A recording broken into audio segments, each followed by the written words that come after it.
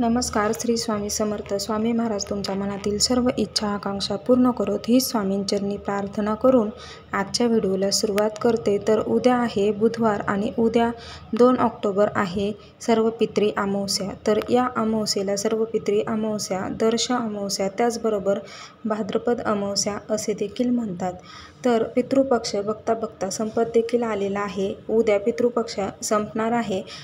अमावस्या तिथी ही आज संध्याकाळी 9:30 वाजता लागणार आहे आणि उद्या संध्याकाळी 11:30ला अमावस्या संपणार आहे. उदय तिथीनुसार अमावस्या ही उद्याच आहे.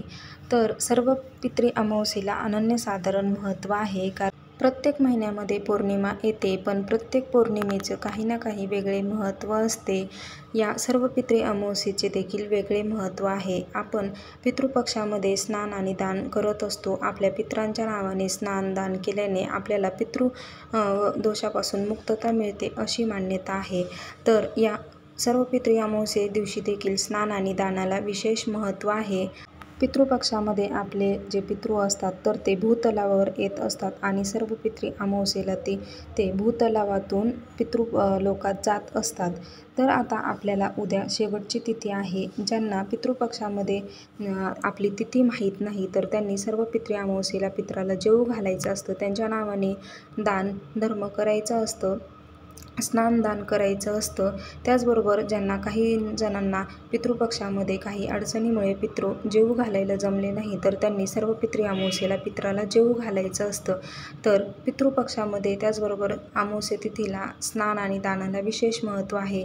नदीपात्रावर जो कोणी स्नान दान करत असतो, जो कोणी स्नान करतो तर त्याचे सर्व जे काही संकटे आहेत ते दूर होत असतात व त्याला माता लक्ष्मीचा आशीर्वाद मिळतो व त्याचे सर्व संकटे दूर होत असतात अशी मान्यता आहे. पण प्रत्येकालाच पवित्र नद्यांमध्ये जाऊन स्नान करणे काही शक्य नाही.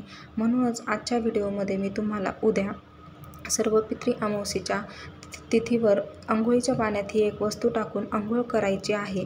हा उपाय केल्यामुळे तुमचे जे काही शत्रू आहेत तर ते नष्ट होतील. तुमच्या जीवनामध्ये कोणत्याही अडचण असू दे, तुम्हाला पितृदोष लागलेला असू दे तर तो दूर होईल. असा हा प्रभावशाली उपाय आजच्या व्हिडिओमध्ये आपण पाहणार आहोत. त्यामुळे व्हिडिओज पूर्ण पहा, अजिबात स्किप करू नका. व्हिडिओ आवडला तर व्हिडिओला लाईक करा, चॅनेलला सबस्क्राईब करा, त्याचबरोबर कमेंटमध्ये श्री स्वामी समर्थ लिहायला विसरू नका. तर उद्या अमावस्या आपल्याला आपल्या घरातील स्वच्छता करायची आहे. त्याचबरोबर आपल्याला पिंपळाच्या झाडाला मोहरीचा दिवा देखील लावायचा आहे. त्याचबरोबर आपल्याला माशांना पिठाचे गोळे खायला घालायचे आहे. त्याचबरोबर मुंग्यांना गोड खायला घालायचं आहे. हे केल्यामुळे तुमचे पितृ तुमच्यावर प्रसन्न होत असतात व तुम्हाला आशीर्वाद देत असतात.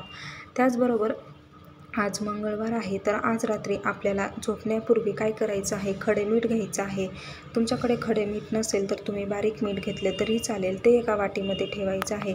नंतर त्या वाटीतील थोडे खडे मीठ आपल्याला आपल्या हातात घ्यायचं आहे व आपल्या घरातील व्यक्तीवरून 7 वेळा उतरायचं आहे व दुसऱ्या वाटीत टाकायचं आहे.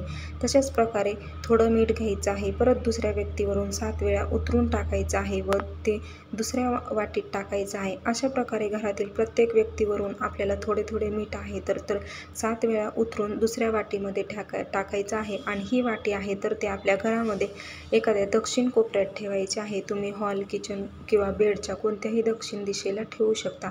ही वाटी रात्रभर तिथेच ठेवायची आहे. दुसऱ्या दिवशी म्हणजेच उद्या 2 ऑक्टोबरला आपल्याला सकाळी लवकर उठायचं आहे ब्रह्ममुहूर्तावर आणि आंघोळीचं पाणी काढायचं आहे. या पाण्यामध्ये आपल्याला हे थोडंसं मीठ टाकायचं आहे. त्याचबरोबर थोडे काळे तीळ टाकायचे आहेत.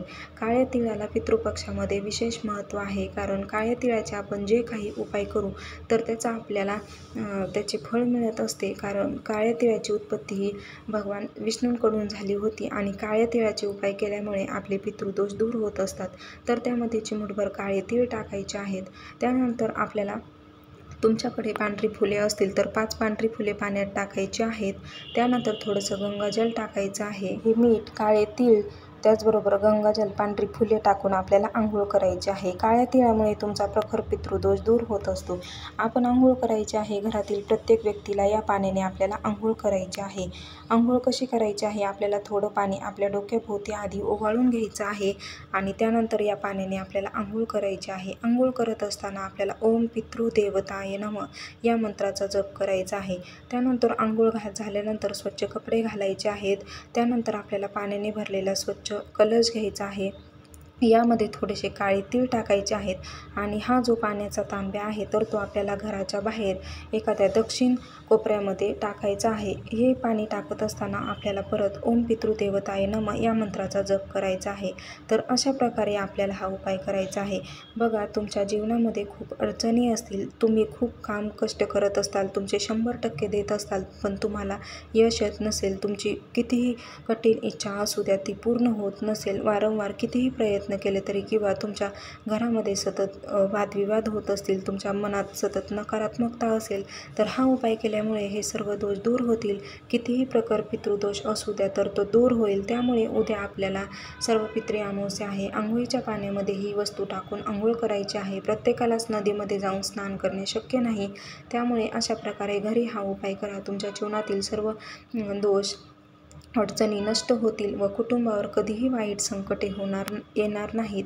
तर कसा वाटला व्हिडिओ कमेंट करून सांगा आणि असेच व्हिडिओ पाहण्यासाठी चॅनेल सबस्क्राईब करा. भेटूयात असाच एक नवीन माहितीपूर्ण व्हिडिओ घेऊन. आजचा व्हिडिओ पाहिल्याबद्दल खूप खूप धन्यवाद. श्री स्वामी समर्थ.